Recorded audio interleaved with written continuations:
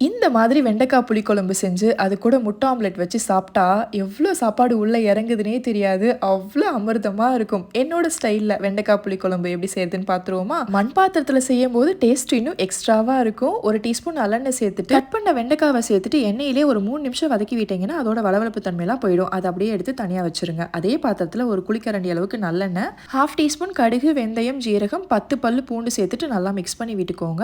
இது கூட 20 சின்ன வெங்காயம், கருவேப்பிலை, 1 டீஸ்பூன் கல்லுப்பு சேர்த்துட்டு நல்லா மிக்ஸ் பண்ணி விட்டுக்கோங்க. வெங்காயம் இந்த அளவுக்கு வதங்கி வந்ததுக்கு அப்புறமா ஒரு தக்காளியை கட் பண்ணி ஆட் பண்ணிட்டு, இது கூடவே 1 டேபிள் ஸ்பூன் சாம்பார் தூள், 1 டேபிள் ஸ்பூன் வீட்ல அரைச்ச குழம்பு மிளகாய் தூள் சேர்த்துக்கோங்க. சாம்பார் தூள் ரெசிபி ஆல்ரெடி அப்லோட் பண்ணியிருக்கேன். பார்க்காதவங்க கண்டிப்பா செக் பண்ணி பாருங்க. எல்லாத்தையும் நல்லா மிக்ஸ் பண்ணி விட்டதுக்கு அப்புறமா ஒரு கொய்யாப்பழ சைஸ் அளவுக்கு புளியை தண்ணியில கரைச்சி சேர்த்துட்டு 1.5 இருந்து 2 கப் தண்ணி சேர்த்துட்டு நல்லா மிக்ஸ் பண்ணிட்டு, பச்சை வாசனை போக நல்லா கொதிச்சு வந்ததுக்கு அப்புறமா நம்ம ரெடி பண்ணி வச்சிருந்த வெண்டைக்காவையும் சேர்த்துட்டு நல்லா மிக்ஸ் பண்ணி விட்டுட்டு எண்ணெய் பிரிஞ்சு வர்ற வரைக்கும் வேக விட்டீங்கன்னா சூப்பர் டேஸ்டியான வெண்டைக்காய் புளிக்குழம்பு ரெடி. நான் சொன்ன மாதிரி சூடான சாதத்துல இந்த குழம்பை ஊத்திட்டு கூட சைடிஷா ஆம்லெட் வச்சு சாப்பிடுங்க.